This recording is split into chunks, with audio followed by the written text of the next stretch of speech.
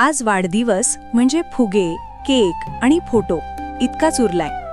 पण रत्नागिरीच्या हरचेरीत एका मुलीच्या पालकांनी वेगळा विचार केला.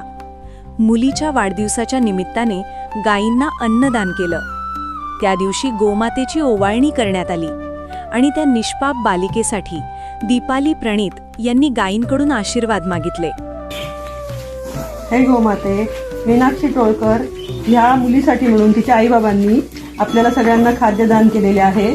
कृपया ह्या प्रसादाचा अनुभव घ्यावा आणि मीनाक्षीला तिच्या आयुष्यामध्ये, तिच्या शिक्षणामध्ये आणि भावी संपूर्ण जीवनामध्ये भरपूर सुख, शांती, समृद्धी मिळू दे आणि यश मिळू दे यासाठी म्हणून आशीर्वाद द्यावा. जय गौमाता, जय गौमाता, जय गौमाता. नमो गोभ्यं श्रीमतीभ्यं सौरभेभ्यं एव च.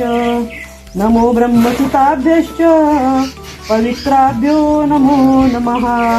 सर्वकामयुधे देवी सर्वतीर्थाभिषेकिनी.